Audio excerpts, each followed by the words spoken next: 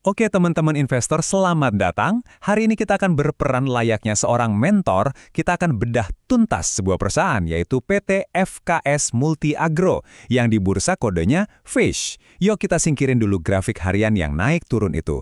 Fokus kita kali ini adalah menggali lebih dalam buat ngerti mesin bisnis di baliknya, dan yang paling penting, berapa sih nilai wajar dari perusahaan ini?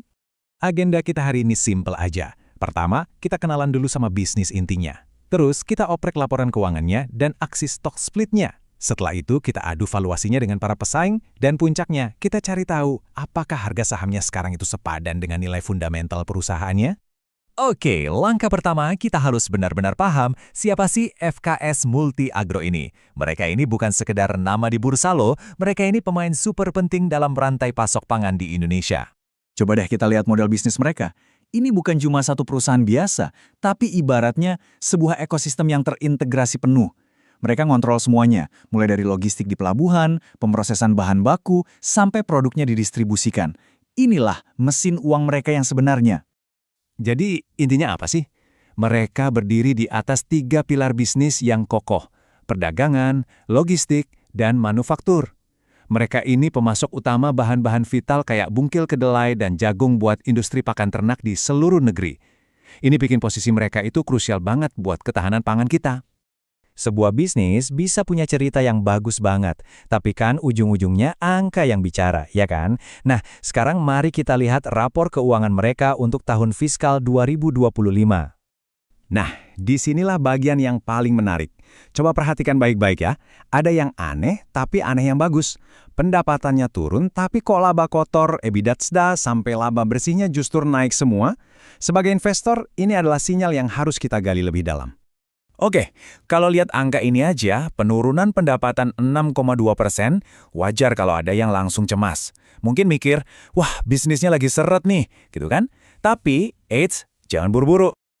Karena di saat yang sama, laba kotornya justru terbang, naik lebih dari 22%. Gila kan? Gimana ceritanya pendapatan turun, tapi untungnya malah makin tebel? Ini nih paradoks yang menarik buat dipecahkan. Jawabannya satu kata, efisiensi. Ini artinya manajemennya pinter banget. Mereka berhasil nekan biaya produksi, atau mereka jual barang dengan untung yang lebih besar. Mereka nggak cuma ngejar omset, tapi fokus pada kualitas laba.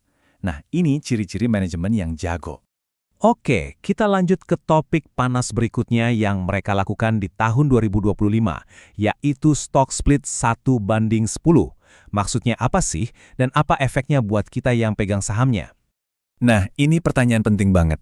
Kenapa perusahaan capek-capek mecah sahamnya? Apakah ini cuma akal-akalan akuntansi aja? Atau ada strategi cerdas di baliknya? Biasanya, ada 3 alasan utama di balik aksi ini. Pertama, biar sahamnya jadi lebih liquid, lebih gampang diperjualbelikan. Kedua, dan ini yang paling relevan buat banyak dari kita, harga per lembarnya jadi lebih terjangkau, lebih ramah di kantong. Dan yang ketiga, tentu aja, ini bisa memancing volume transaksi harian jadi lebih ramai. Nah, tabel ini jelas banget nunjukin perubahannya. Nilai perusahaannya sih sama aja, nggak berubah. Cuma ibaratnya, satu loyang kue yang sama, sekarang dipotong jadi 10 kali lebih banyak irisan. Jumlah sahamnya jadi membengkak dari 480 juta lembar jadi 4,8 miliar lembar. Nah, sekarang kita masuk ke bagian yang paling saya suka, valuasi.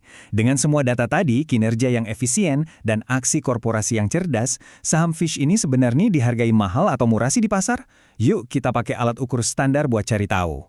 Alat ukur pertama yang paling umum itu PER, atau Price to Earnings Ratio. Gampangnya gini deh. PER itu ngasih tahu kita berapa rupiah yang pasar rela bayar untuk setiap 1 rupiah keuntungan yang dihasilkan oleh perusahaan. Untuk tahun 2025, PER dari FISH itu ada di angka 25,58 kali. Tinggi atau rendah ya? Ingat, angka valuasi itu nggak ada artinya kalau berdiri sendiri. Kita butuh pembanding, butuh konteks. Yuk kita adu dengan kompetitornya. Kalau dibandingin sama Sampurna Agro, ya 11-12 lah ya, kompetitif. Tapi coba deh lihat TLDN, LSIP, sama SIM, jauh banget bedanya. PR FISH ini kelihatan lebih premium. Artinya, pasar menaruh ekspektasi yang lebih tinggi pada FISH, kemungkinan besar karena model bisnisnya yang terintegrasi dan dominan itu. Oke, alat ukur kedua, PBV atau Price to Book Value, ini ngebandingin harga saham dengan nilai harta bersih perusahaan. Aturan umumnya, kalau PBV di bawah 1, itu bisa jadi indikasi sahamnya lagi murah. Nah, PBV-nya Fish ini ada di 1,25 kali. Nggak bisa dibilang murah meriah, karena di atas 1, tapi juga nggak kemahalan. Artinya, pasar menilai perusahaan ini sedikit lebih berharga dari sekedar total aset bersih di neracanya. Cukup wajar sih. Oke, inilah puncaknya analisis kita. Setelah kita ngerti bisnisnya, lihat angkanya, dan bandingin valuasinya, sekarang kita tabrakin harga di pasar dengan estimasi nilai intrinsiknya. Disinilah seringkali kita menemukan peluang. Dan, wow, lihat deh jurang pemisahnya. Per April 2026, harga sahamnya diperdagangkan di kisaran Rp760. Tapi, estimasi nilai fundamentalnya bisa mencapai Rp2.091. Ini bukan beda tipis lagi, teman-teman. Ini namanya diskon yang signifikan.